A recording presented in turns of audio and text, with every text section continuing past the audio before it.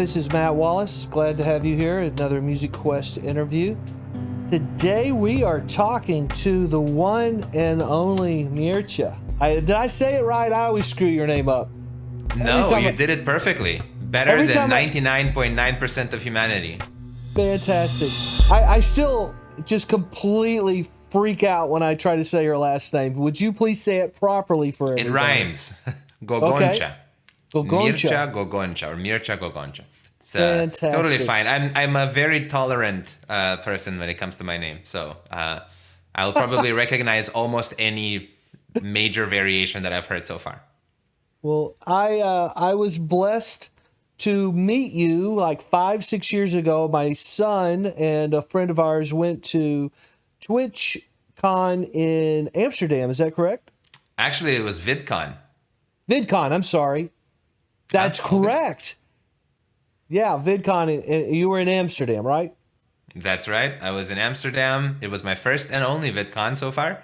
And I was actually about to embark on this crazy adventure around the world, and I was starting out a vlog, which ended up just becoming a documentary of that particular trip. But it was really exciting to meet a lot of the people that had inspired me to go into video making, which is kind of part of my job right now. And then also make a lot of new friends like yourself and your son and everybody else that was there. Yeah, we were thrilled. We were doing a stream on Twitch, a broadcast from a local bar down the road. We did like 45 episodes there, like once a week, and it was like a 3, 4, 5 hour broadcast, multiple cameras, and so we'd bring in international guests. Well, not just international, but we did have a lot of international guests. And I think we have you twice or just once? Because I think you only had me once. I'm not sure. You made a big impact. We covered a lot of ground when you were on that one time. I think you were walking around the streets of some city, headed somewhere, and we got like a little tour. And yeah. Yes, I was back in Düsseldorf, which was my adoptive hometown at the time, and I was getting ready for some other trip. I forgot what trip, but anyway, I think I had to apply for a visa or something, and I was walking around with all my passport and documents in hand, getting ready to get that visa. Yeah, I definitely remember that. So the thing is that I mean, as far as I'm concerned, you're world famous among your crew. I mean, the people who do what you do know who you are. Yes, it's not the largest group of people on planet Earth, but yes, they would probably be aware.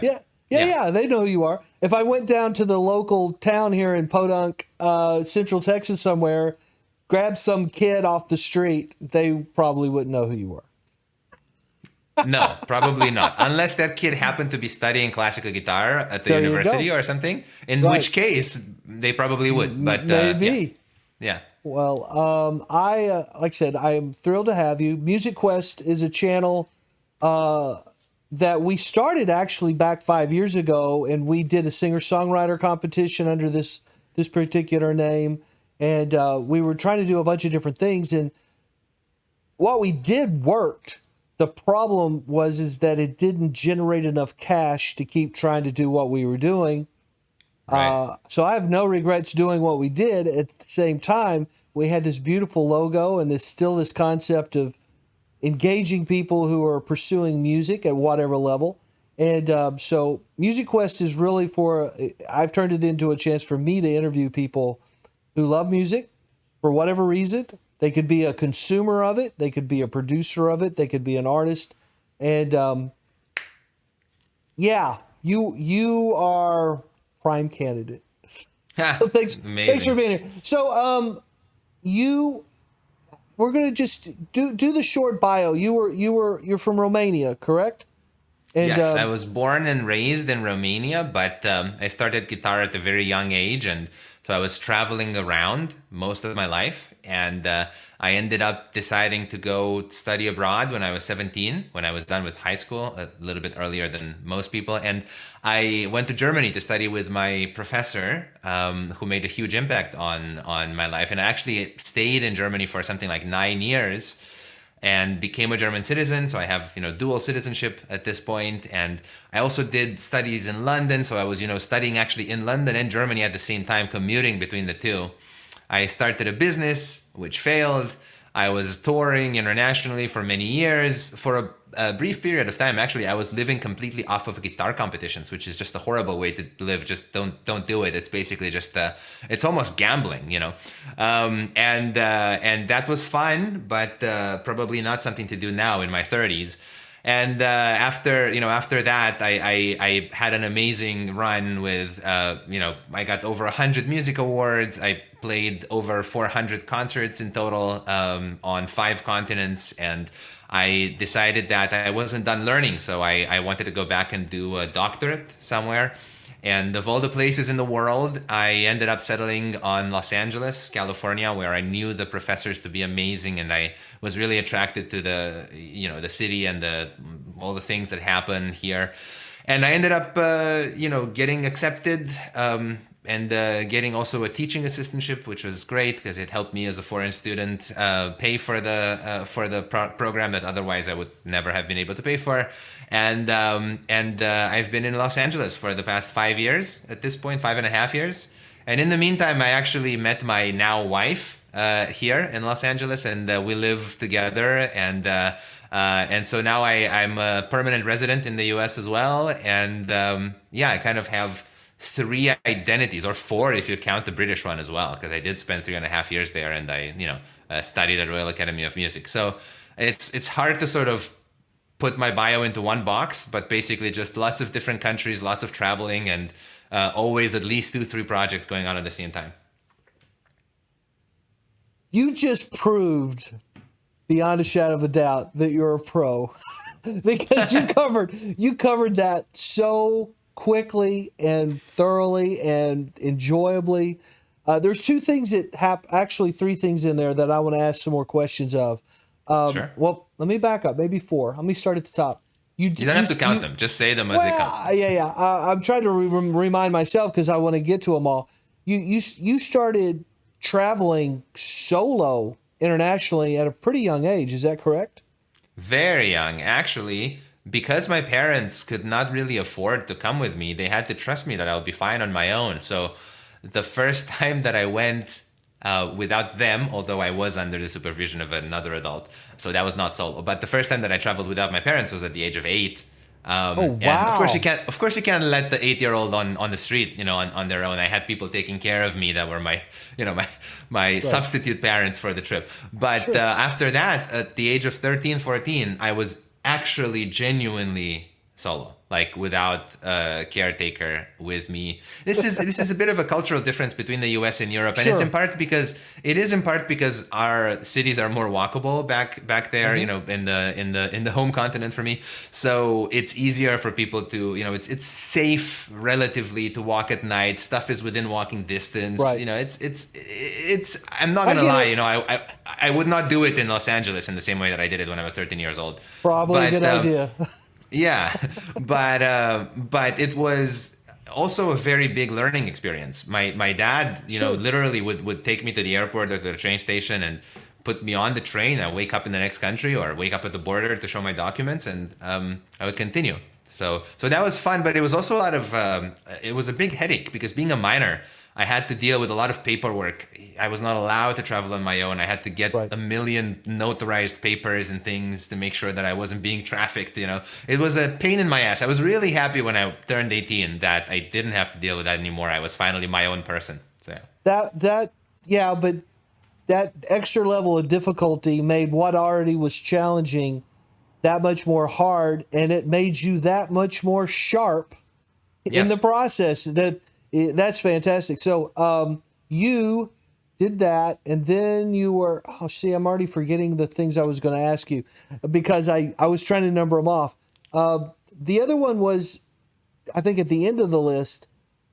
Where did you meet your wife in the U.S. or what? Yes. How did San Antonio end up in it? Because you came out here for COVID. That was the craziest coincidence I didn't even mention that chapter in my life. So yeah, so I met my wife in Miami of all places. We were both at the guitar festival. She's also a guitarist and a composer. She's incredibly inspiring as an artist and as a human being.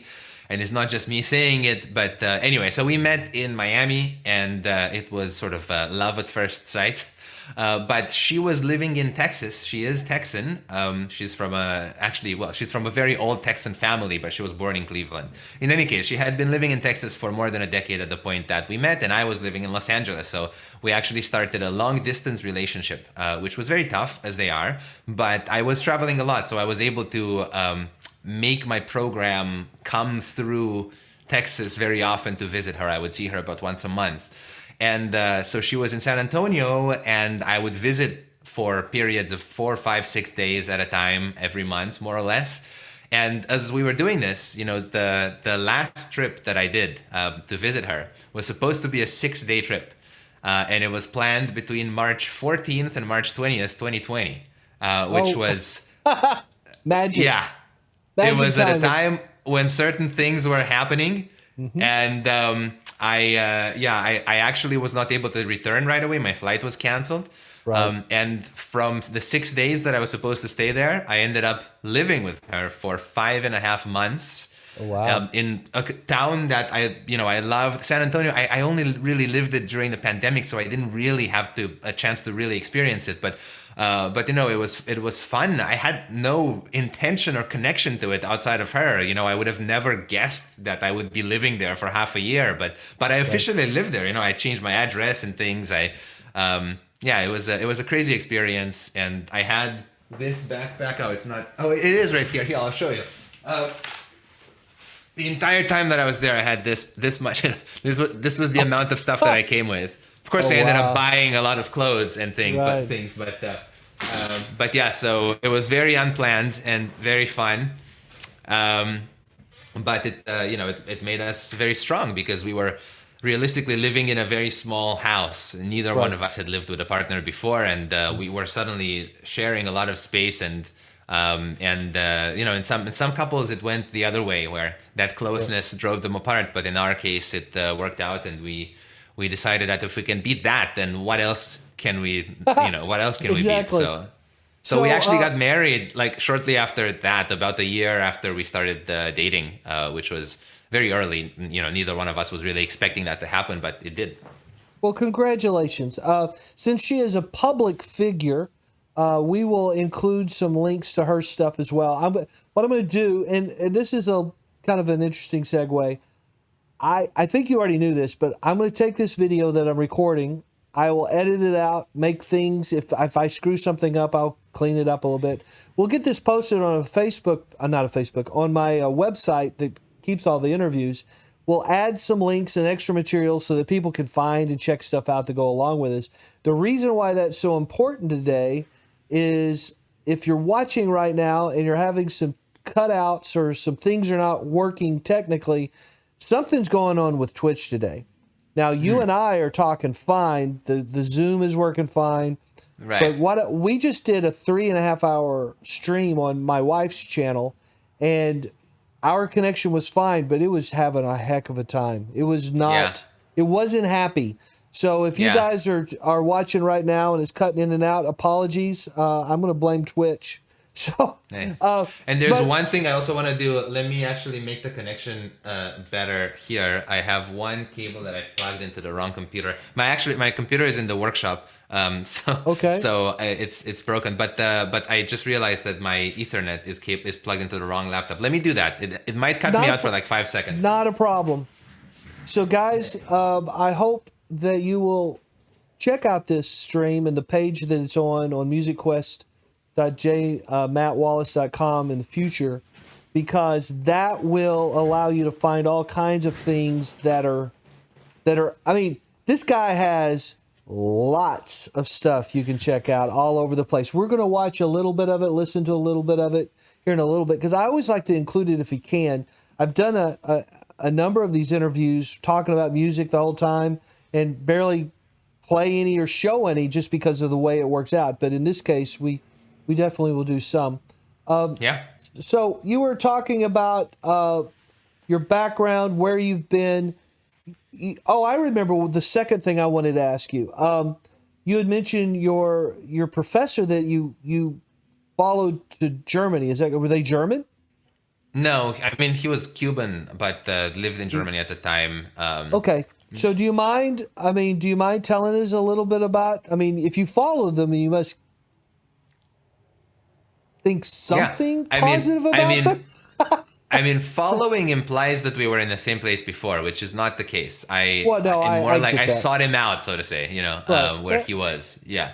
Is he still Um, there, or I think so. Yeah, yeah, yeah. all right? Very cool. So yeah, that was in classical music, a lot of the people that you meet them at classical music festivals, which happen all over the world, especially in Europe and the US. They are quite prevalent.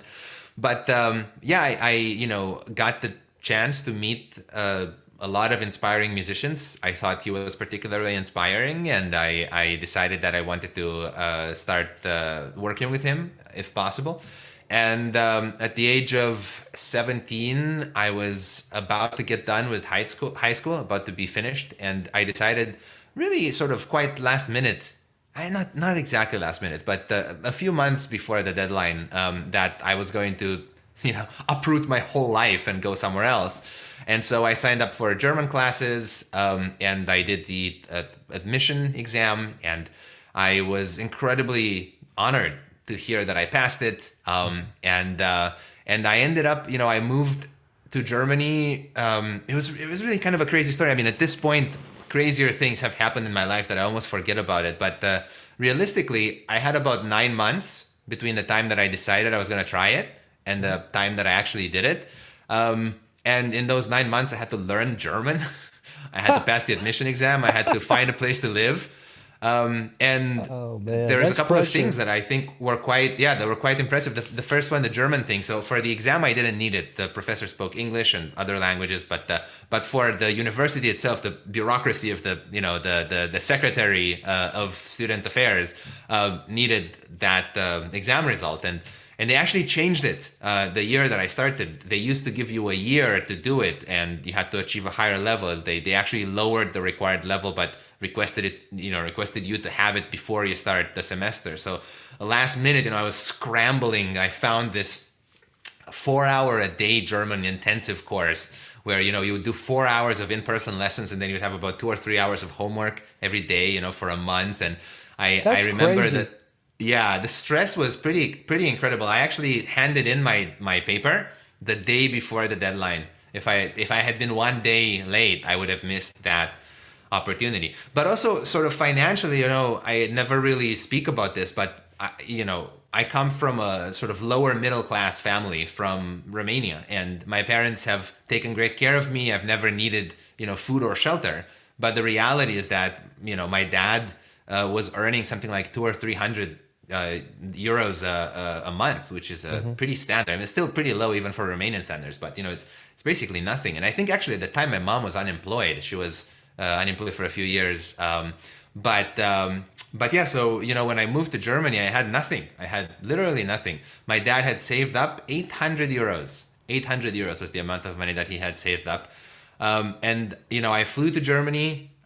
He helped me move some of my stuff. He flew with me the one time, and literally he handed me 8 100 euro bills, not 800 100 Right, right. euro I bills. That would be understand. nice.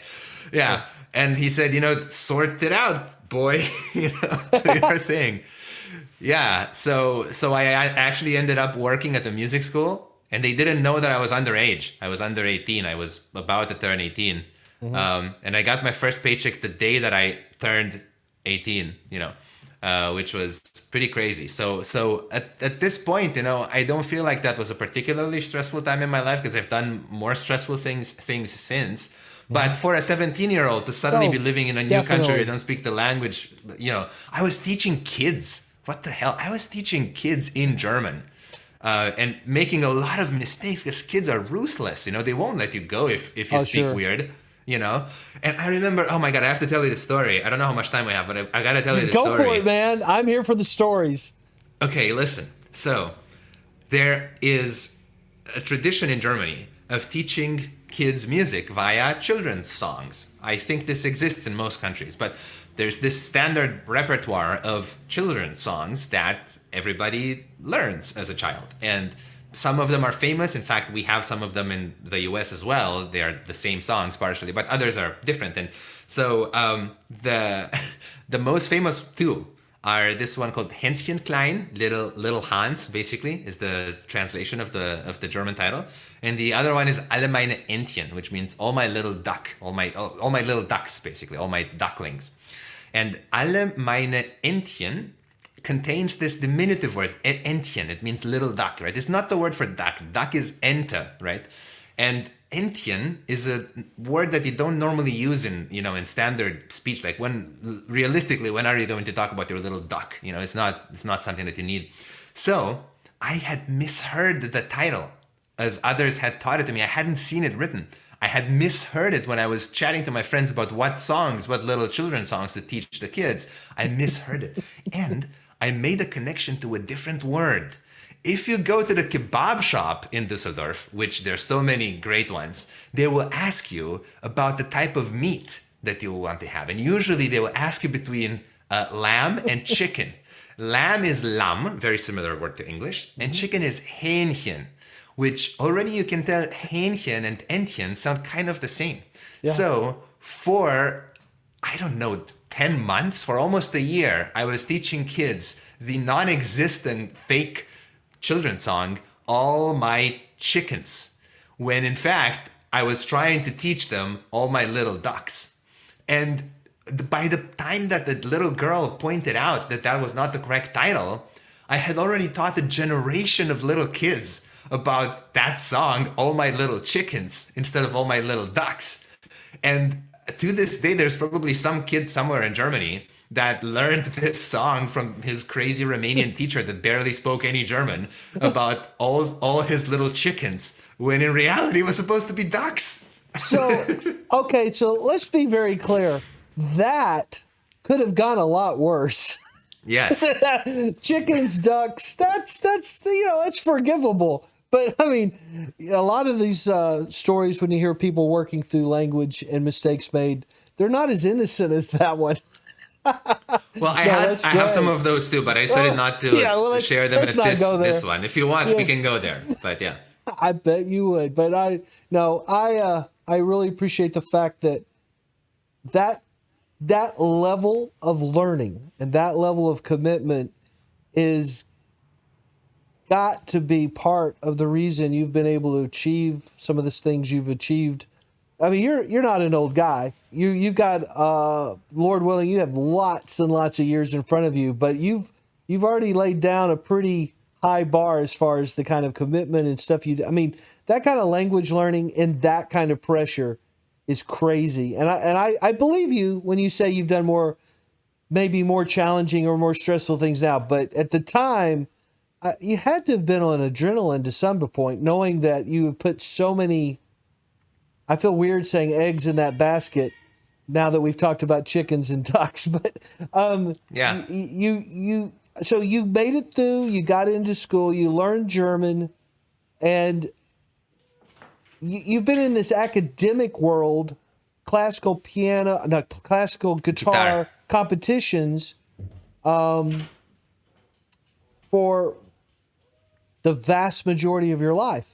Well, I started competitions a lot earlier than that. My first competition was at the age of 5, and it was a children's competition. But so I started playing the guitar at 4, and immediately my teacher wanted to take me to competitions, and I did my first public one at 5. So by the time that I had started in Germany, I had already earned over 50, maybe over 70 prizes in guitar competitions. That was actually, I did most of them before. And then I graduated. Once I started university, I graduated to more difficult competitions, which were slightly less frequent, more difficult, but fewer of them. And I did that in most of my 20s. That's when I eventually ended up in that phase where I would literally finance my life with the prizes from competitions, which I eventually finally gave up in the pandemic.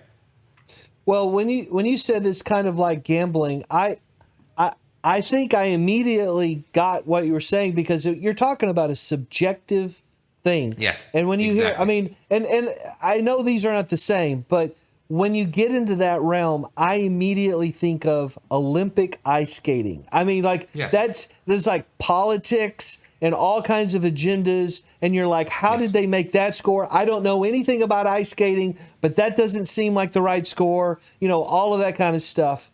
And anytime you've got people judging like that, it would have to it would be very unnerving to know that your paycheck is whether or not somebody liked you or not, Yeah. and it had nothing to do necessarily with the guitar. It was just whether or not they liked you. Exactly, and even without assuming any nefarious activity, because that's people will always gossip, and it's really hard to tell what happened. But it doesn't matter. The fact of the matter is that it's subjective. It's not the sport where you can be measured by a sensor, and Right. it's not, and it's also inherently regressive because who is the jury? The jury is hopefully made up of people who have a lot of experience, who are by Hmm. definition old, who are looking back on their lives. Right. Um, and that's the good case. The bad case is sometimes you have people in the jury that just don't know anything about it. That just their results are kind of random. So the reason why competitions are not great at bringing out innovative approaches in music is that the framework itself is not optimized for innovation. It's not optimized Right. for something new that hasn't happened before. It's optimized for being regressive, for playing all the same repertoire, for basically adhering to the opinion of people that are much older than you usually. So it's no surprise. For me, it was really just an excuse. I'll tell you how I started out. I think this is interesting. I started out thinking of competitions as a way to achieve glory or praise. And this is when I was a kid, when I was a teenager. I met some of these guys and girls that had won the biggest competitions in the world. And I thought, wow, my life would be so cool if that was me. They are so respected by everybody and it's amazing. So I want to do that. And then as I started going into the big leagues myself, I'm like, hey, this is kind of random. The results are, I mean, it's always the same people, which is understandable because those are the people that are the highest levels. But it's like, do I really believe that this person was number one here, but then didn't make it into the second round? And this next competition a month later, they're still the same artist. Like what's wrong? How does this make any sense? And I started to understand that maybe competitions were a way to, I thought, make yourself well known. I thought, if I can be one of those 10 people that are at every competition, then at least, I'll have a career. People will know about me and I will be able to book concerts through it. And then as I Hmm. grew up even more, I realized, hell, those guys are not booking concerts. The people that are winning all of these big competitions, now I'm one of them. I had my first big win at the age of 22. I won one of the big prestigious ones, more than 10,000 euros first prize, the Julian Hmm. Arcas competition in Spain, widely considered one of the top 5 or 10 competitions in the world. And Right. and my life had not changed. Nobody was ringing my phone to ask me to play concerts. And I realized, wait, actually, I mean, yes, you can get some prestige, but I've accomplished that. Like, Right. I'm there already. So what else can we use them for? So my last stage of competitions was, okay, well, you get money out of them. When you win some money, and Hmm. then what you can do is you can practice for competitions, and so you get paid to practice basically if you are successful. Now, very Right. very few people are in the position to make money off of competitions. I was maybe one of 10 or 20 people in my Sure. generation that were able to do that. So I'm proud of being able to do so. But I realized that working like this is also not good because although yes, I was practicing many hours a day and improving my skills and seeing some of the world and playing with orchestras, at the end of the day, my horizon was limited by the next competition. I could only focus on the next one and the next one and the next one. I could never do a large scale project outside of scope of this because I was too busy with the day to day. Gotta get this repertoire ready for this competition coming up, and so I realized that I was really only using them for the money in the last stage of my competition life, and as a money making tool, they're just not good because, like you say, you don't have any control over whether they give you the money or not. It's kind of like it's almost like begging, or it's almost like imagine Brad Pitt or some I don't know famous movie star Uh-huh. doing an entire movie, but only getting paid if they win the Oscar. I mean, that's crazy. You would never agree to that. right? Like, Right. yeah, put in Yeah. a year of work or however long it takes you, Right. and maybe you'll get some money. And how much is the first prize? 10,000 euros. Okay, 10,000 euros from which you'll live a few months, or what's that supposed to do? So in the end, it didn't make any sense at all, and I ended up focusing on my other musical projects, which I really think that's my legacy, not the competitions that I did. So, okay, so what you're saying makes total sense to me. Yeah. You have come to this conclusion. You have made decisions about how you are doing it now.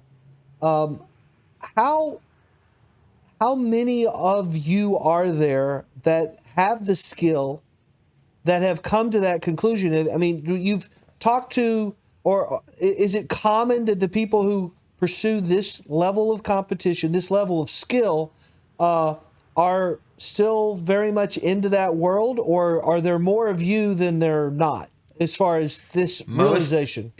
Most people retire eventually from competitions, and there is a sort of forced retirement age because most of them are open to people until 35 or 37 or 33. So, Oh, wow. even if I had continued, I would have probably stopped. I'm 31 now. I would have probably stopped in a few years from now.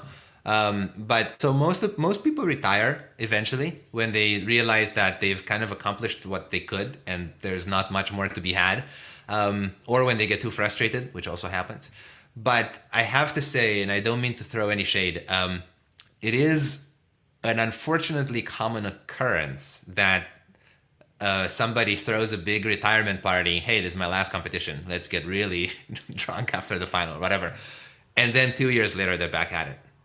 And I think that's the sad part when that happens, because it means that they failed to, well, I mean, I don't want to speak to others, but in my mind, if I came back from my point of view, it would mean that I failed to do something better after. And I always felt a little, I always felt it was a little, not sad maybe, but worrisome maybe. Let me put it this way, because I was identifying with those people. It was worrisome that somebody that won everything by the age of 27 is now 29 or 30, and here he is in the first round of the next competition again, and maybe getting kicked out, because sometimes amazing people get kicked out in the first round. Absolutely. So it's, most of us eventually retire, some by force of age, others just by choice. And because of that, if you compare the ratio of people that are still active at that level versus all the ones that have come before and retired, there's definitely much more retirees.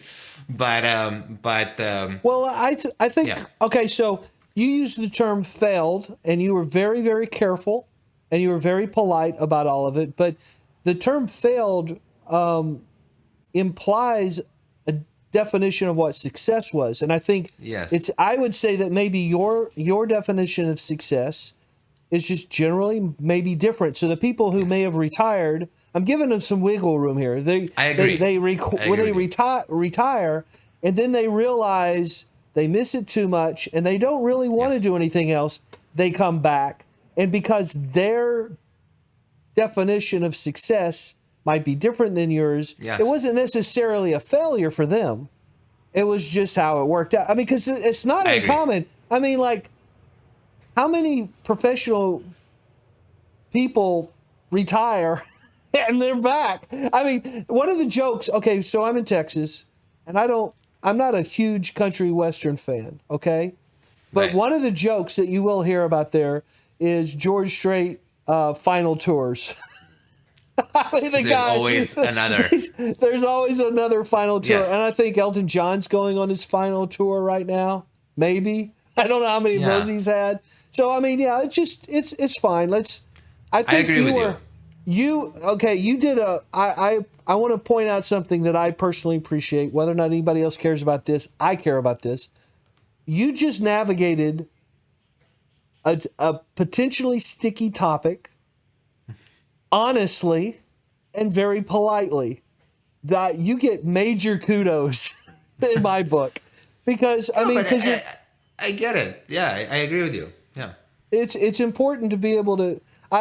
That's the other thing. I think the previous time we talked, reason why I was excited about talking to you is I felt like you fell in the category of the kind of person that I could ask a question to, and you're going to actually answer the question. And I'm not saying it's awful when people don't. Some people miss the question, but I really appreciate that. So let me just change gears here a little bit. I'm going to just jump. Nice. There's these conversations are not intended to be like super systematic. It's literally I like to ask questions. That's what I'm going to do. I've traveled a lot. You've traveled a lot. What are some of your favorites and not so favorite travel experiences? They don't have anything to do with music Oh, necessarily, but just you've oh been yeah. places. Yeah. Oh, where do I even start? Just pick a Okay. couple. Okay. Let me create a story around it a little bit. All right. So, coming from Romania, initially all the places that I went and traveled to were places that had more opportunity for me, whether it was financial or just more people. You know, I was going to Western Europe, I was going to the U.S., I was going to countries with a very high standard of living, where a lot of things are happening, big cities, a lot of that, and it was actually only when I was about 24, 25 that I started to go to other places that were less fortunate than where I was from. And so when I started to travel to less well trodden destinations, I really started to appreciate um, how well, on the one hand, how lucky I was in the beginning to come from a country, although it is not a rich country by any means. I was able to use the initial things that were Yeah. given to me to Right. then go and travel and see the world. And Hmm. a lot of the places that I was traveling to in my 20s did not have that luxury. So when I first started to go into countries that have less of a developed economy or industry, Hmm. that's when I really started to appreciate the world through a very different lens. So from that point of view, I think the first one that opened my mind was, well, I mean, on the one hand, there was Morocco when I was 15 or 16 years old, but I really only spent a few days there. That probably doesn't count. Where did you go in Cuba had Morocco? a. Oh, I went to Rabat, the capital, and I was Okay. playing this concert. We went It to was we went amazing to because we went to Fez, and that's out in the middle of. So everybody that's says that's so beautiful. Yeah, it's a very historic city. So yeah. But I think the one that really opened my eyes was Cuba. Cuba was incredible. I went to Cuba when I was maybe 24 the first time or something like that. And it was truly eye-opening to see that society that was kind of frozen in time a little bit. no, no, Well, no, no, no, no, no. It is clearly frozen in time. yeah, You're still being polite here because that is what happened. They got locked yeah, in, and that is yeah. a time warp. Yeah, I mean, more is changing now. When I was there was no internet. You could find it in some hotels, and you had to buy the cards one by one, and they wouldn't work half the time. Now people have it in their homes. Not everybody, but some people do. Even the things that have changed in the past 7 years, show some movement. But it was incredible for me from a number of different points of view. Not only the fun, obvious ones like the cars that are still there from the 50s, and the buildings where the first floor is full of life, and then the second and third floors are completely abandoned, and you can see through the windows, to the other side of the building. Right. But also in less obvious ways, like for example, I was born in 1991, and I was born right after the Romanian Revolution. For those of Hmm. you that don't know, Romania was forced under this horrendous dictatorship in the second half of the 20th century. Well, after World War II, really. So my dad, my parents would tell me stories about the times before the revolution and the dictatorship times that I never lived, and all the stories showed what it was like to live in a place with very little freedom or very few choices, very controlled society. And when I went to Cuba, even though it was much more open than the way Romania was before I was born, I would still recognize some of these things that my parents had told me. Like, for example, instead of advertisements in the city, you would see basically motivational slogans like "the revolution will prevail." Exactly. Yeah. until the victory will That's find us, that's called propaganda. Yeah, no, absolutely, absolutely. But it was incredible for me. I felt closer to my own heritage, to the trauma suffered by my family, which I didn't live through because I was born too Sure. late. I felt connected through that, and it was really just such an incredible experience. On the one hand, so much freedom. You go to the beach and there are no rules. But on the other hand, also so little. It's just such a country of contrasts.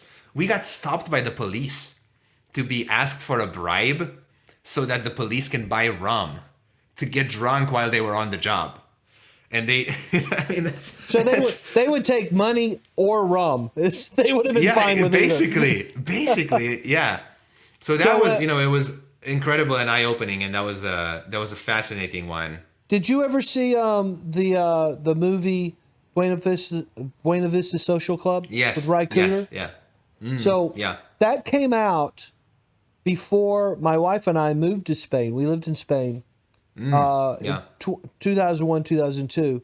And we lived in a place where a couple from Cuba showed up that week. And we Right. basically got to know them. They had just come out of Cuba and they were fresh. And we watched that with them. And it was so much fun because they were like, "Hey, that's cousin so and so's place," Yeah. and they just come from there, and it was Yeah. wonderful to get that in. But it was interesting. He was a 30-year-old man, and I went with him to his first McDonald's, and I took him on his first roller coaster ride. And this is a big dude. Nice. This guy was like a bouncer type, and I took him on this like half kiddie roller coaster ride, and he was like screaming like a little girl, but it was Nice. fun. But yeah, that place is definitely time warp Yeah. city. So Yeah, I mean, tell me some and- other ones. Yeah, some other ones. I went to the non-touristy part of India, which was really fascinating, because that was the first time. Well, I had actually experienced something similar in China, but also in the non-touristy part of India. And again, emphasis on the non-touristy part, because India is a continent; it's a world in itself, right? Oh, man. But where I was in some of the stops that I had as I was touring over there, I was the only foreigner that some of these people had ever seen. And I had never experienced what it was like to stick out just based on how you look. And it was such a trippy experience to basically be followed continuously by groups of people that were mostly very well intentioned. There were a few people acting weird, but the great majority of them were very well intentioned, but extremely curious and with very different boundaries than what we know in our world. So I don't have a single photo from India or a single vlog, because I was vlogging with my camera, where where there's not a group of 10 to 20 to 30 people behind me crowding to see what's going on. I did have a big camera also, which is it sticks out even more. But even when I had it down or like in my bag, it would still happen very similarly. So I had to Photoshop, like when I would post pictures, I would sometimes Photoshop people out of them, not because I didn't want them in my photo, but because if I post a photo of myself with my duo partner in front of a poster, I want the picture to feature the poster and the duo, right? My point is not to show the 30 people that are behind me just because I happen to exist in that city. So I would literally have to Photoshop people out so that the images would not be misunderstood as being meant as having a different purpose. But that was really incredible. I mean, one time we were taking the train from Ahmedabad to Surat, Ahmedabad is where Gandhi was born actually, and Surat is a relatively small town for Indian standards. And the train was canceled, and it was a long distance, like a 5-hour, 6-hour ride. So we ended up taking a taxi. We found a taxi driver, and we stopped over to get gas in the middle. And we were at the gas station. I was on my phone talking to somebody from home or something, and my duo partner, who is Indian, came out and and he tapped me on the shoulder and said, "Dude, you got multi-level stairs on you right now." I'm like, what's that? Multi-level stairs? It's like stairs, like to go up? No. Staring, multi-level gazing is happening right now. What do you mean? I turned around, and the gas station was attached to some sort of office building, which had 3 or 4 stories. And literally out of every window, there were people hanging out of the window, trying to look at the one white guy, the one foreigner that, that happened to be there with the fancy camera and the phone, and they were so quiet. I couldn't hear anybody, but there were so many in every window that I genuinely thought, no, these people can't be here for me. Like, they can't be looking at me. They're doing something. They're like working at the windows or something, or like, fixing something on the building, And my friend Aditya was like, no. They're just watching you. And he shouted at them, "What do you guys want?" And they were like, "We just want to look." And he's like, "Don't you have to work?" And they were like, let us look. We're not hurting anybody. And I was like, "No, you're not. Sure, you can look." And then Aditya was like translating from Hindi, and he was like, "They're asking if you can wave." And I waved, with the camera hand like this, right? Yeah. And they went crazy. Oh my God, just like shouting, just like if I was the Beatles, it was crazy. They didn't know anything about what I was there. I didn't even have an instrument. They didn't know I was a musician or anything like that, right? So that was a crazy experience. And if you want me to continue, the opposite, the sort of bad side of that, I experienced in West Africa when I was in Nigeria, for example, where sticking out is also something that will happen to you as a non-Nigerian.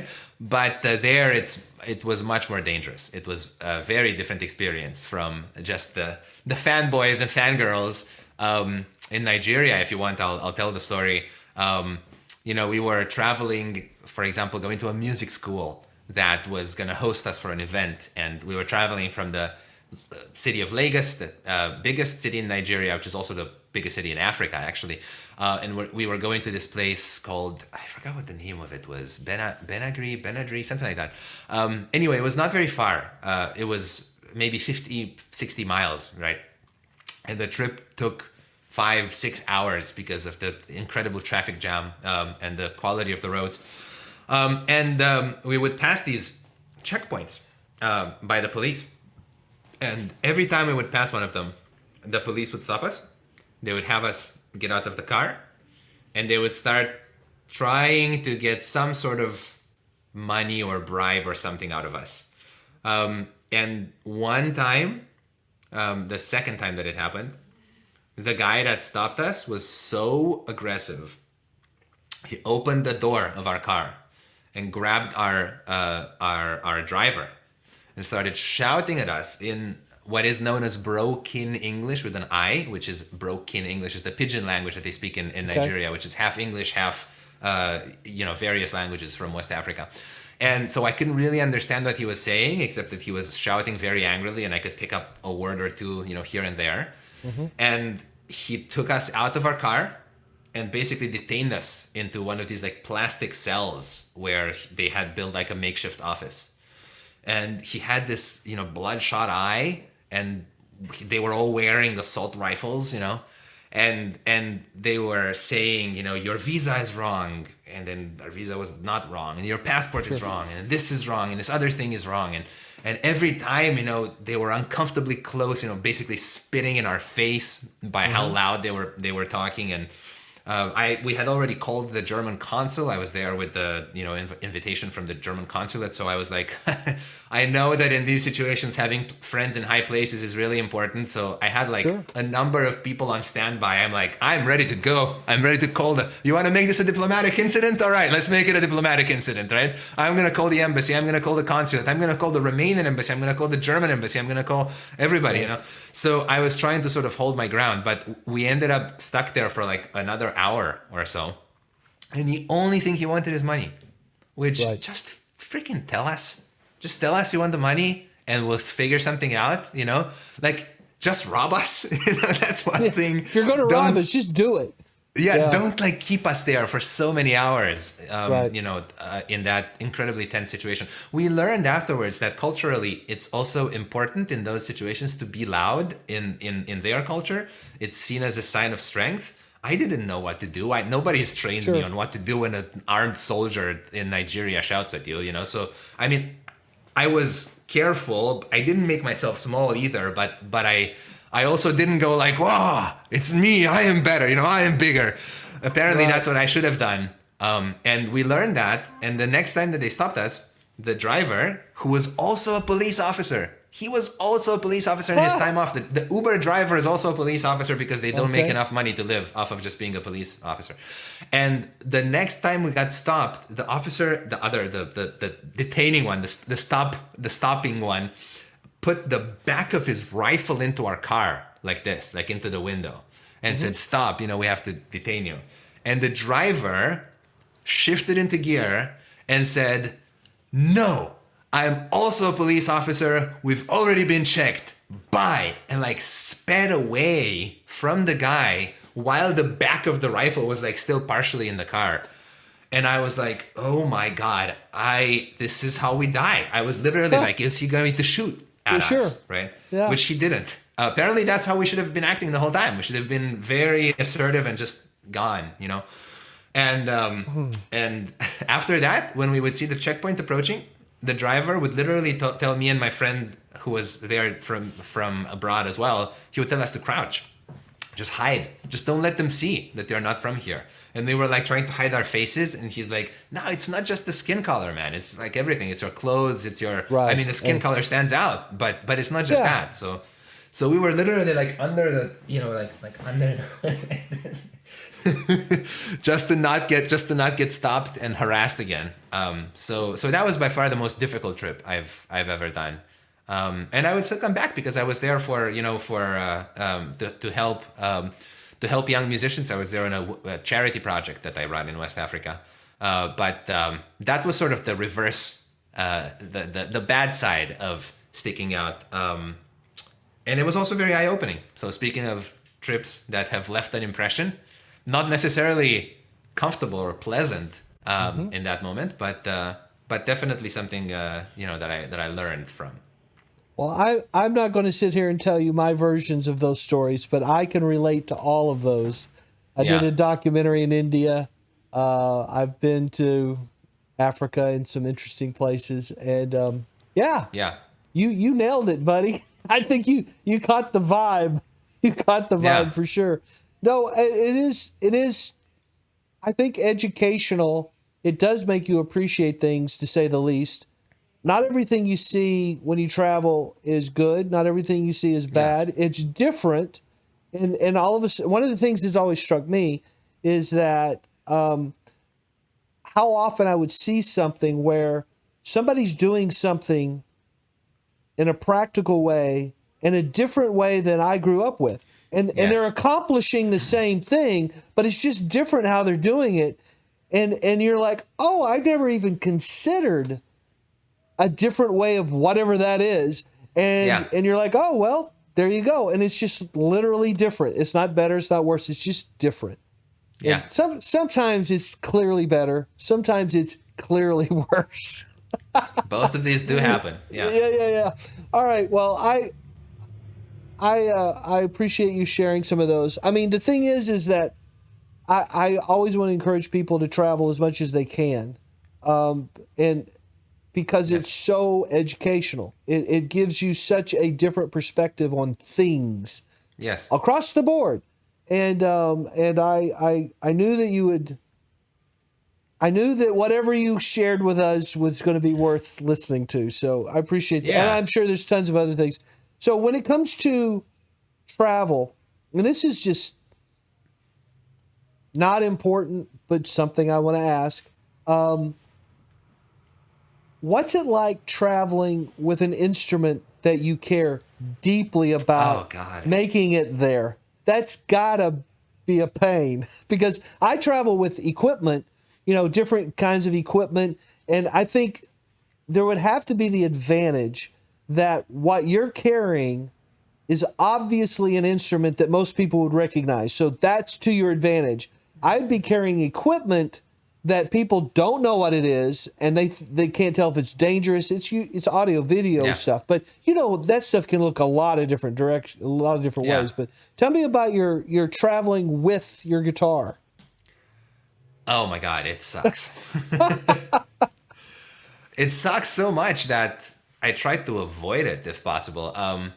In some cases, like for example, my tour in India, I actually did not bring a guitar. I was there to meet up with a duo partner who had donated an instrument from my music charity project in West Africa. And I wouldn't have been able to do the tour if I had had to fit my guitar into all the different means of transportations that we used. And really, planes are the worst by far because they have really tight restrictions on what you can and cannot bring. So classical guitar will not fit the requirements of almost any airline. It would physically fit in the overhead compartment, but most airlines will not let you bring it on board just based on the size requirements that they have. And unfortunately, there's no way to slice it into two parts, and there's no way to check it in either. So there are so many tricks that I've learned over the years about how to fly with your instrument and how to make that experience. I want to hear these. I'm going to give you a demo if you'd like. Okay, yeah, please. Here's the best one that I figured out so far. The best one that I figured out so far is, if possible, don't let them see that you have a guitar. There's a very creative way to do that I don't know if many of you are aware. I'm going to demonstrate. So I'm going to take off my headphones, which means I won't be able to hear you for a few seconds. And I'm going to pick up this really basic guitar case that I have behind me. We did not plan this, okay? So this is not a fancy guitar case. This is just a really basic one. But basically what happens is that when you put it on your back, which is usually how you would be carrying it, if I put it on my back here, and this one is not a very good example, but even on this one you can see that it sticks out. Basically, this is the standard carrying position. Look how far it sticks out from behind me, right? It's really obvious that I have a big object. And my regular guitar case is quite a bit bigger than this, so it sticks out more like this. You know, it's really obvious. It's really big. So the first trick that I do is take your guitar, put it upside down, put it on like this. Upside down. You can't really tell on this one, but it's hidden by your shoulders. So basically, if I wear it regular way, if upside down like this, it's completely invisible. It looks like a small backpack. Nobody will be able to tell that it's a guitar. It's actually between my legs where the instrument is big. So they literally won't be able to tell that you have the guitar with you, and it's incredibly uncomfortable. It's incredibly uncomfortable. It like hits the backs of your knees, and it's not pleasant. So I usually wear it normally until it's time to go to check-in, and then I flip it shortly before I join the line. Interestingly, check-in is by far the most dangerous place where you can get in trouble because they are checking the size of your bags and the size of your carry-on. So that's the biggest hurdle. If you can avoid it, either by not having a checked bag, which is really difficult if your cabin bag is your guitar because you have even less space than most people. But if you can avoid it, that's great. And if you cannot avoid it, then that's the time to be hiding it. And then there's another hurdle at the boarding, which is usually much less risky. I still have my methods of like putting the tip of the guitar under the seat while I wait, and then carrying it upside down, and then distracting the staff when I board. Usually boarding is less of a problem, but I have occasionally run into trouble at boarding as well. And if you're on the plane, you're golden. The staff there on the plane is always the most relaxed. I've never had trouble with them. If you and your guitar have made it on the plane, you're good. You can be fine. That's brilliant. A lot of airlines make you buy an extra seat. I would not try this method, by the way, on a low-cost airline in Europe, for example, because they are religious about checking sizes. So you have to get a feel for what works and what doesn't. On a standard airline, so to say, this works. On a low-cost, you can't risk it. But on a low-cost, you usually can buy an extra seat for it, which is a whole nother pain of its own. So that's about it. But this is a very abridged version of something that I could be talking for hours and hours about. I that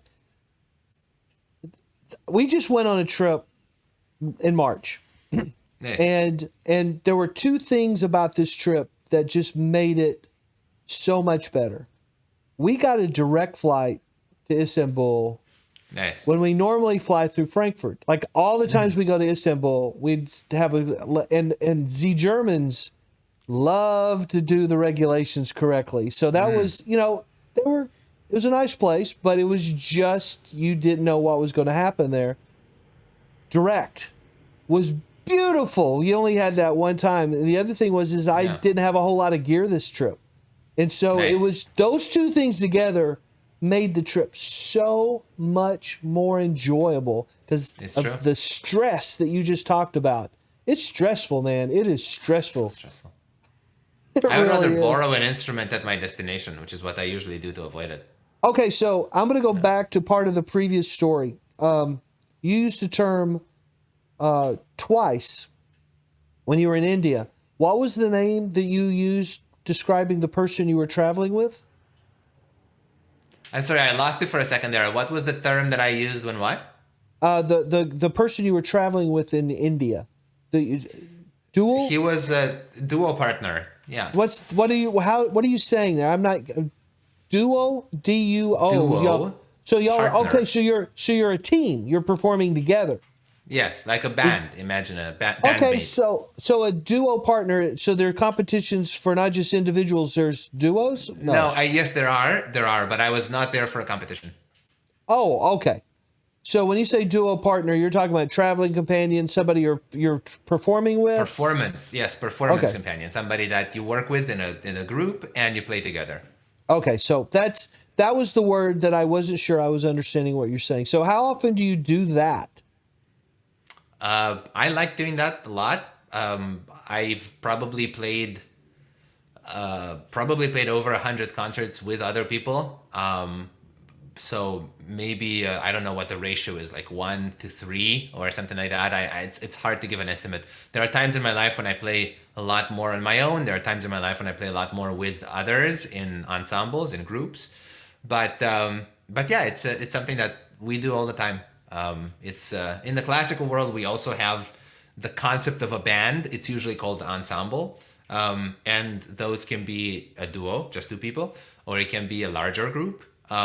So most people play a combination of most guitarists play a combination of solo concerts with ensemble performances, where they are part of a group.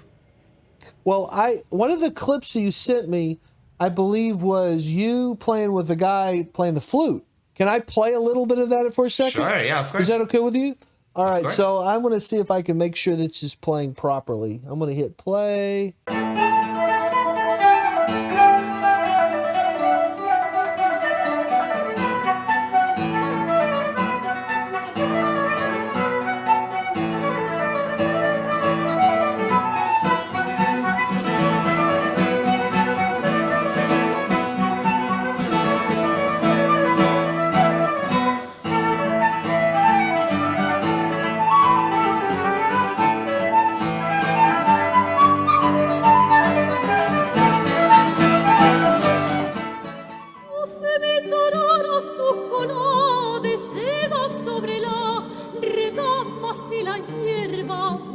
So I pulled the audio down a bit. This is, how often do you use with vocalists?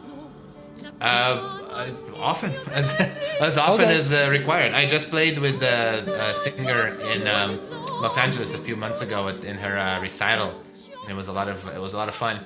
So I love collaborating with singers. This is a while back. This was back in Germany. Okay.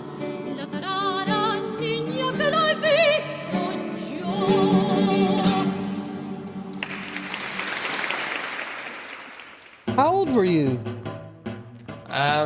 Probably around 24, Oh, wow. I would say. Check this out.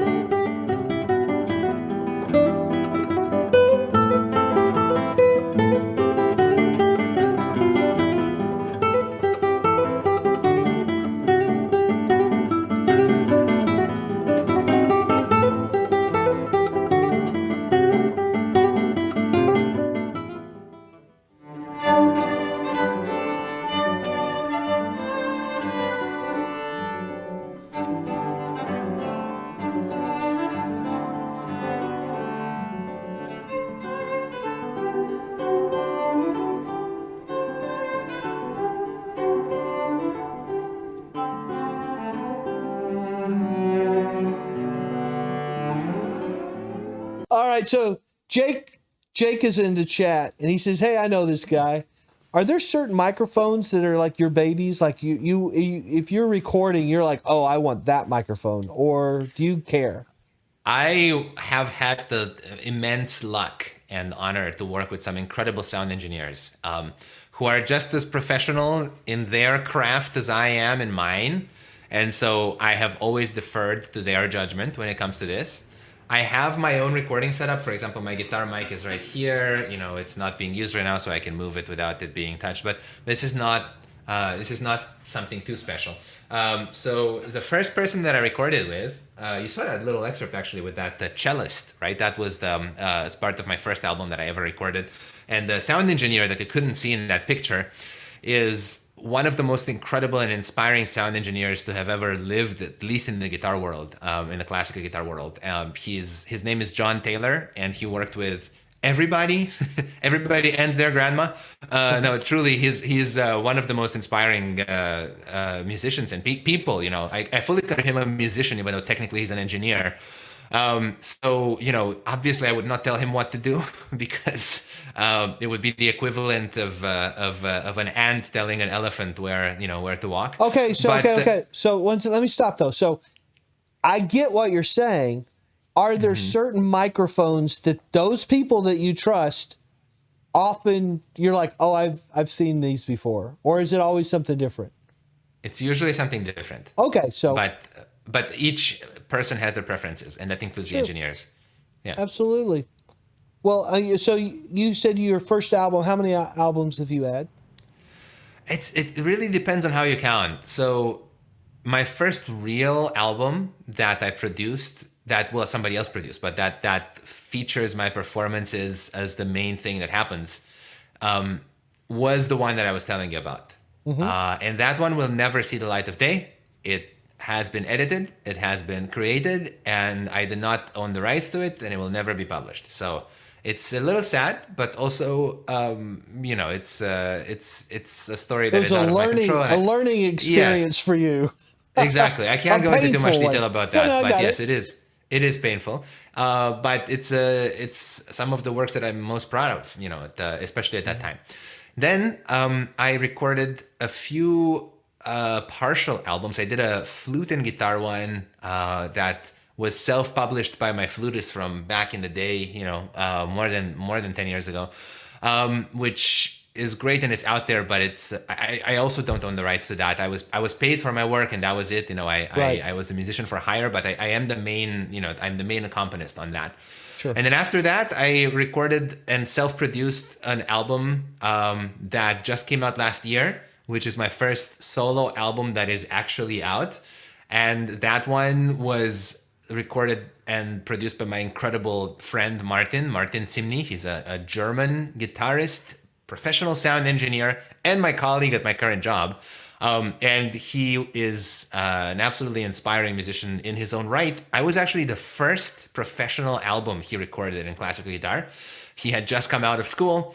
And, people would maybe from the outside think, oh, would you trust somebody without a lot of experience to do this for you?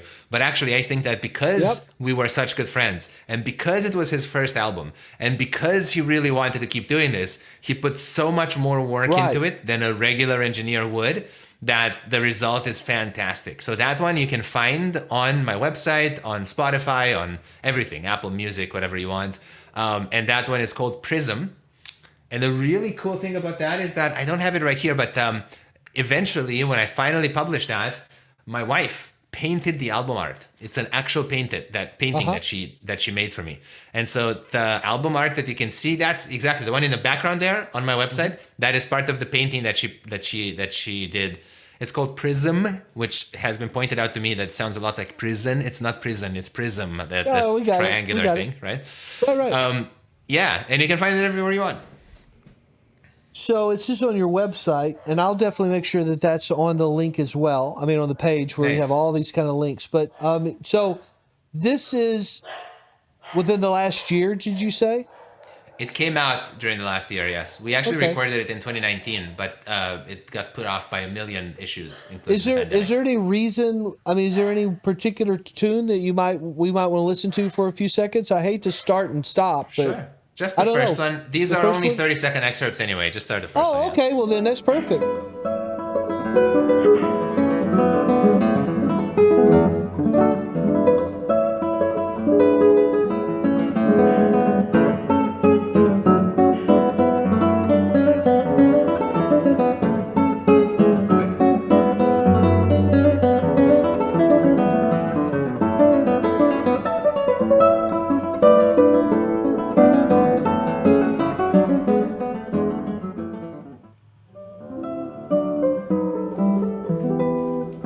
That's the second one already. It's just autoplays. I screwed up the full page thing on my last stream. We did something strange. I realized when I went to it, it wasn't framed properly. So now's not the That's time to right. fix it, even though I thought it might be. So I know, and I hope that people that may be watching this get the idea that it might be worth taking a few minutes to listen to some of your performances. Some of these videos that you sent me or that I found are really really nice. I'm there's this, I think it's called Solo Trailer. Can I play that one as Yeah, well? sure, Are sure. you cool with That's that? just a Okay. selection of the.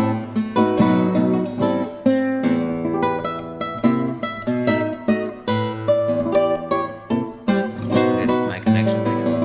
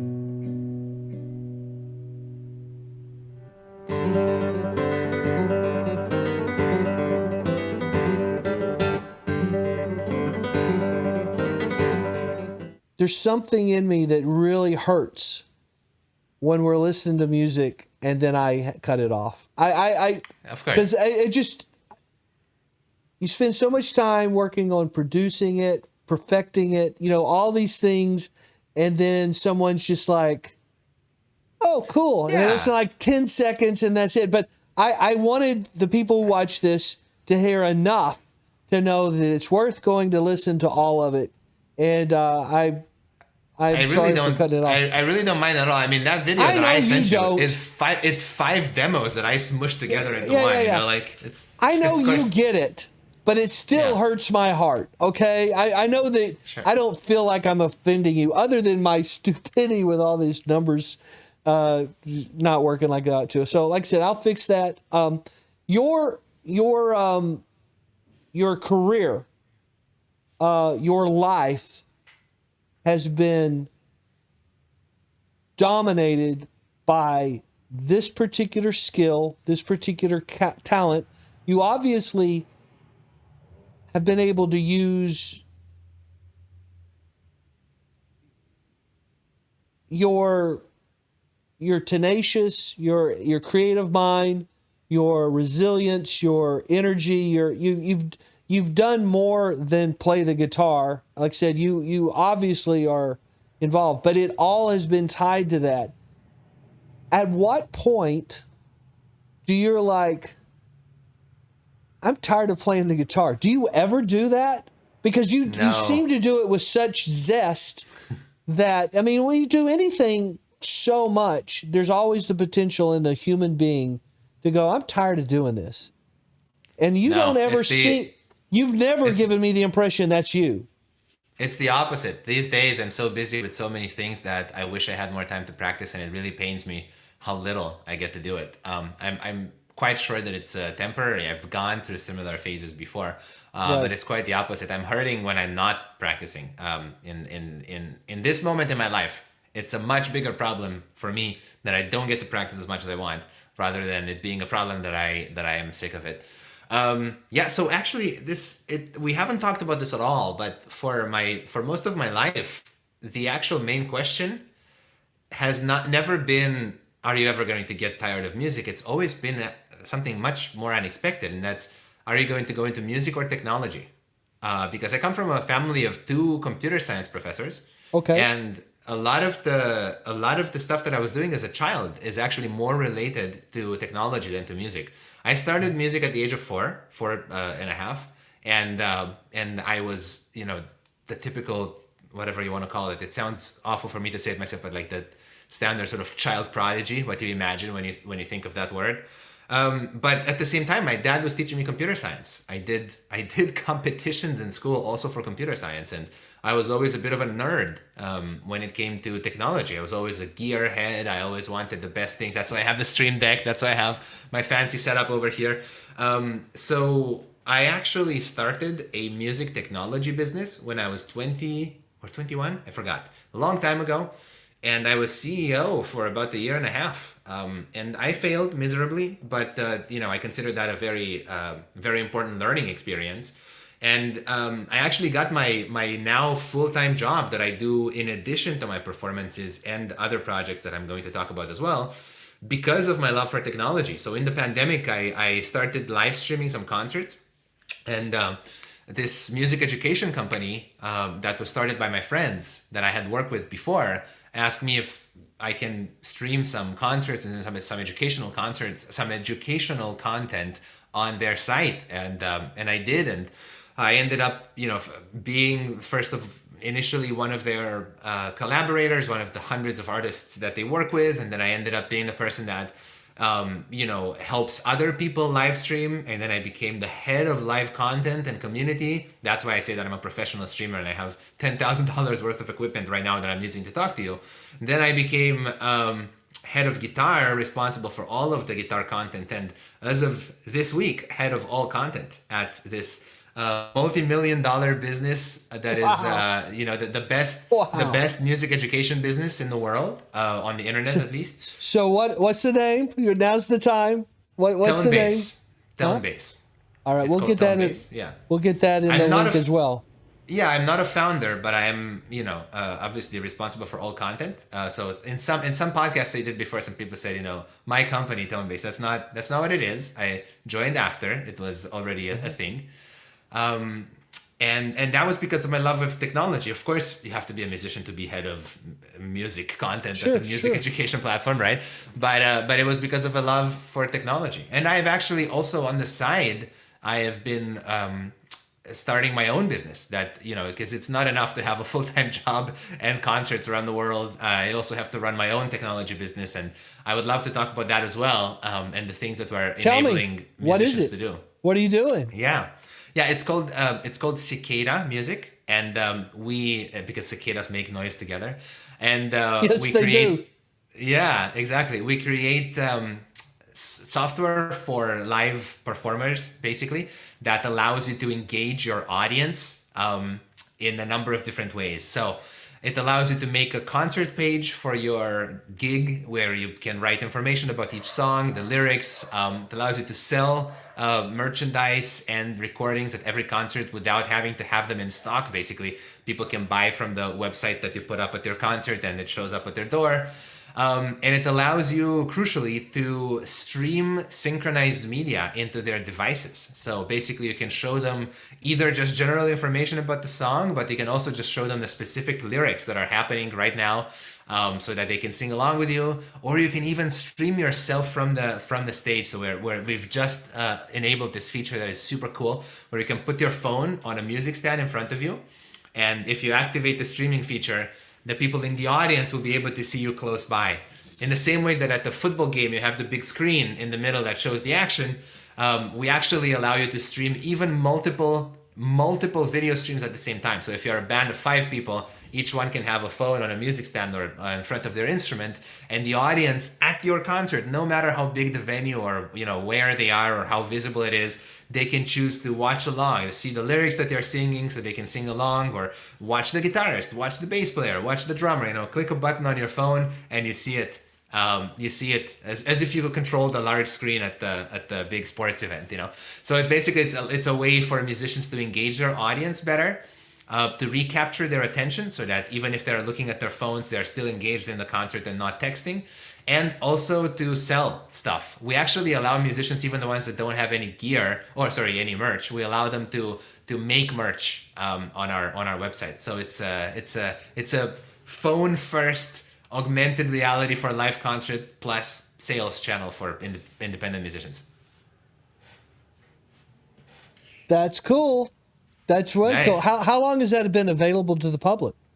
It's a closed beta right now, so it's not available to the Oh, public. it's Unless not. you text So me. it's come. Oh, yeah. No, it is. It is. So listen, we're looking for people to test it out. So any musician that is interested in using it in their concerts, please get in touch with me, and let me know. It is a paid service, but we're offering an extremely discounted fee for beta testers. That's $5 a month. It's basically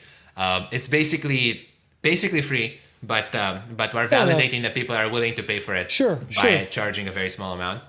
And I was honestly thinking, Matt, when I put together the document, I wasn't sure if this was going to be public or not at this stage, and it became public this week. So it is very good timing on our part.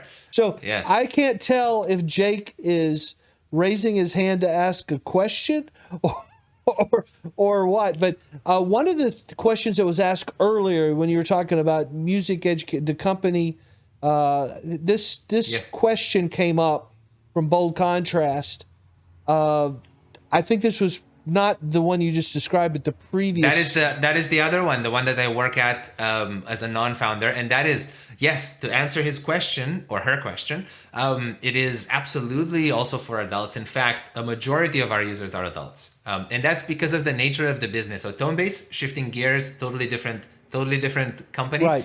Tonebase is basically a video on demand platform mostly, or it started out as a library of content. Nowadays, it also has a live offering. I actually founded the live streaming department at Tonebase. That's also why I have this gear. That's why I know about streaming. Basically, I was their first live streamer, and I founded a live department that is now run by my colleague, Martin Sidney, who recorded that album for me. It's all coming together.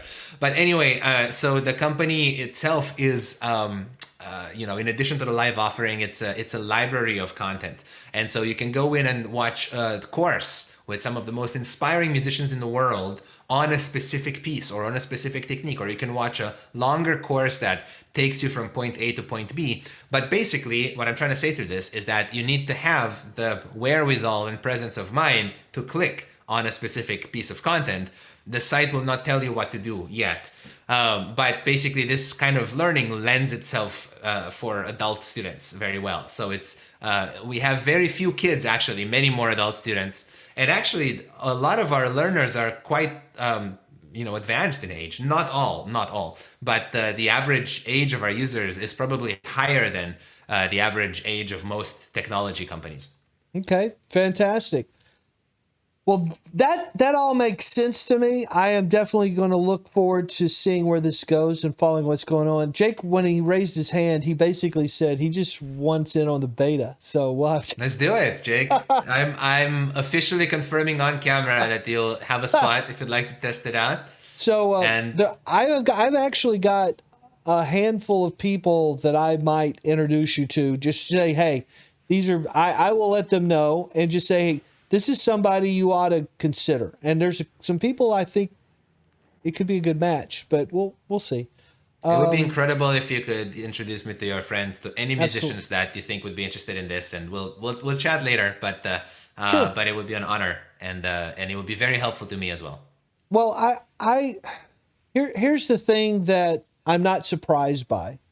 But I knew you would be enjoyable to talk to. I knew that we would have more to cover than really we probably would. I want to let you know that once this thing gets rolling a little bit, and once I've streamed a little bit more, and I've changed over and used Stream Deck appropriately, so I'm not jumping around in the videos I'm playing. I just, I really, I'd really love to do this again Sure. and keep talking about other things because there are elements. Okay, so on this stream, we got to introduce who you are. Okay, we got to let people know, hey, he's a musician. He's really good. You know, those kinds of things. But some of the topics that are in the document, the prep document, some of those topics in there, I really would like to talk to you about at length and not just Sure. kind of touch on them. And so it's fun to hear about how it sucks to travel internationally and, you know, some of the Only with the crazy. guitar. Otherwise, it's fun. Well, okay. So I've always traveled with something. Like I said, this last trip Yeah. was one of the few when I went where I wasn't carrying something. I equate international travel with hassles because of what I'm taking with me. So that's just my own problem. But music, I'm going to switch completely off of script. I don't think I asked this at all. Hold it. I think I did ask this, but I don't remember what you said. Oh, I do remember what you said. Tell me about some of your musical influences. I think I Yeah. remember this list. Share I that mean, with I, some of our audience.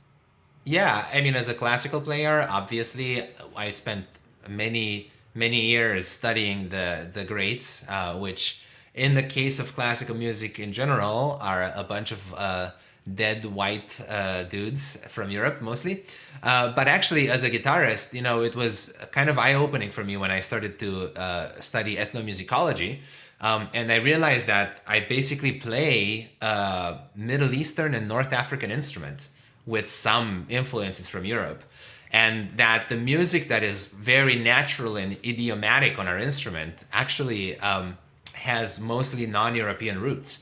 The guitar has been, you know, a national instrument in countries around the world, like in South America, for example, which have a lot of indigenous influence, a lot of African influence.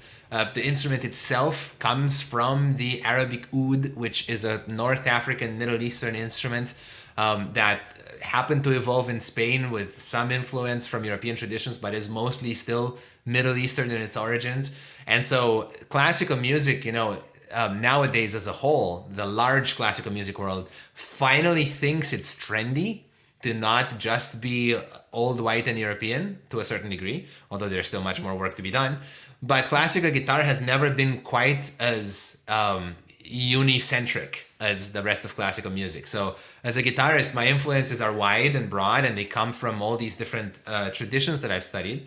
And more broadly, you know, if you look at my CV, you'll see that I taught ethnomusicology at the college at the USC when I was a teaching assistant here when I was finishing my doctorate.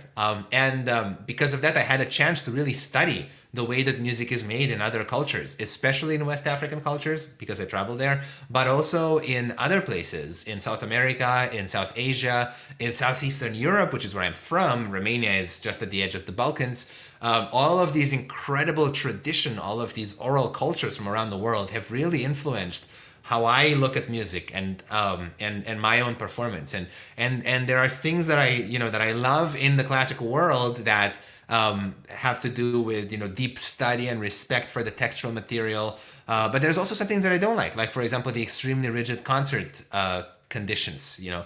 So actually my work with Cicada, with my business, is in part, you know, to help the world move away from that rigid complex of, you know, I make music, you listen, and to bring the world closer to hey, we make music together. Yes, I might be more knowledgeable or better at making certain virtuosic things happen on my instrument, but actually music is more fun when it's interactive, when it's enjoyed by all and performed by all. So really my influences are a little bit too broad to really explain, but on the one hand, the old classical Western music tradition, and then on the other hand, all the ethnomusicology research that I've done with music from around the world. So yeah, I think that's the best way to put it. Instead of names, it's cultures. That interactive though aspect of the heart of what you just described, Bobby McFerrin. Oh right? yeah, 100%. Bobby was one of He my was greatest very inspirations. interactive. Very one of interactive. my greatest. He is still right. One of my greatest inspirations. Yeah. Morgan, our daughter was at North Texas, and he came did some stuff, and she was describing some of the interactive stuff they were doing, and I was like, "That's just cool. That's different and very musical and cool." So yeah, and you can do even more. I mean, I don't want to get too deep into this rabbit hole because it is a rabbit hole. But you know, you think about what is music. Okay, music is a performance art. Clearly, right? That's what it is. How is music enjoyed in a group? Okay, that's fine. But let's compare it with other arts. So when we think of dancing, right? Let's look at our use of language. When I say, "Hey, my dear wife, let's go to a salsa night." What does that mean? What does that imply? Well, it implies that we're going to go and dance salsa, right? It does not imply that we're going to go to a bar where other people are dancing salsa and watch them. I mean, we can do that, but that's not, that's not the standard meaning. But if I were a non-musician, if I say, "Hey, let's go to a concert," that does not mean let's go play a concert. That means let's go watch other people play a concert. Which is fine, but that disconnect between, how music is enjoyed, which is by 99% of the population only passively, and by 1% of the population, the musicians, however many there are, actively, that is unnatural in our society. And I think that, there are many reasons for that. There's in part historical accident, in part a number of different things, specialization, but I don't understand why it should be this way. I subscribe to the theory that music started out as a group activity. Mm-hmm. Maybe mothers would sing to their babies on and on, okay, but music as a large-scale group performance started out as a participatory activity where everybody was involved. It was a ceremonial activity, as we still do it in some places. Like, for example, in where you are close to you, there's this incredible Southern religious tradition, right, of people singing together in choirs in churches, right? That's how music kind of started.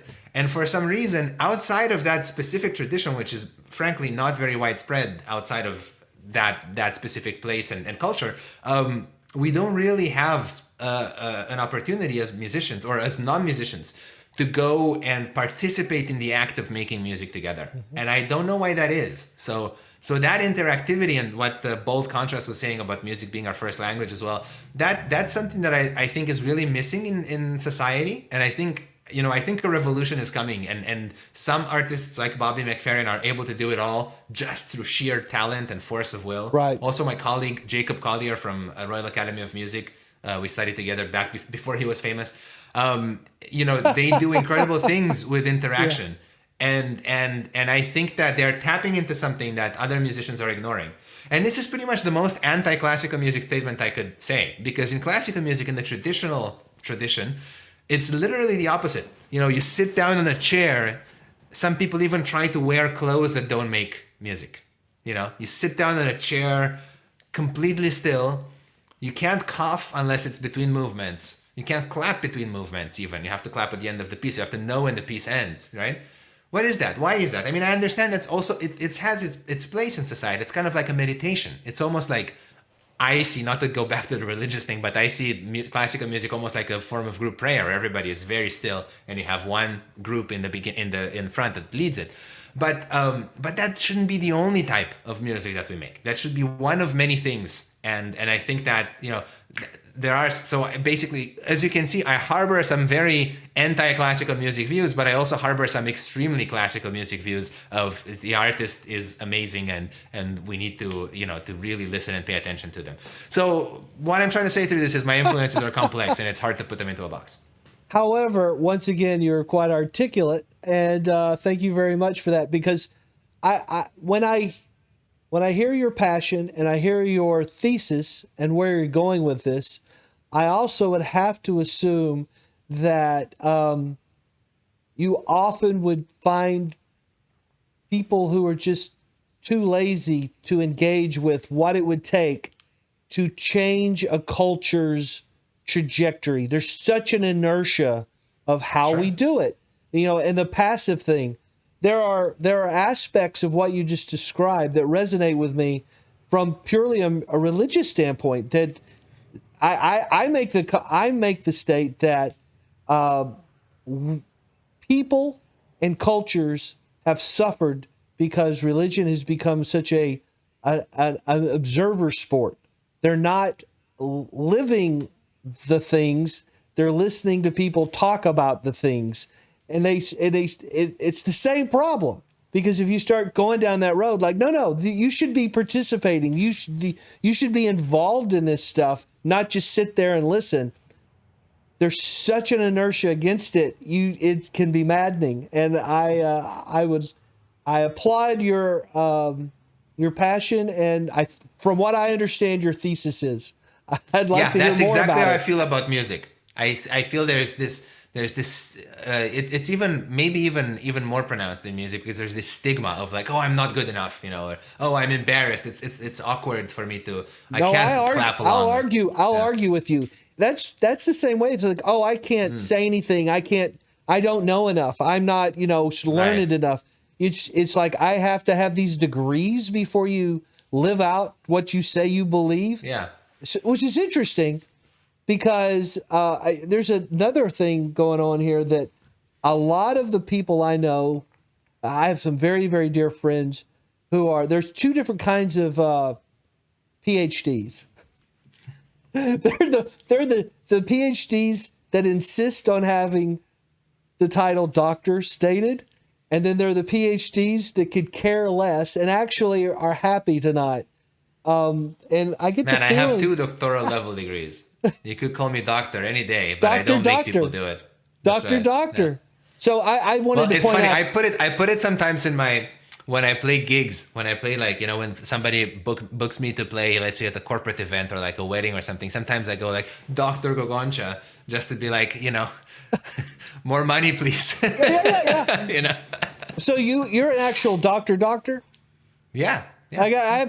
We have a friend who has 2 doctorates, and we love calling him doctor. So I have a doctorate in musical arts, a DMA, which is a type of, it's like a PhD, it's a professional doctorate. Sure. That definitely entitles me to a doctor title.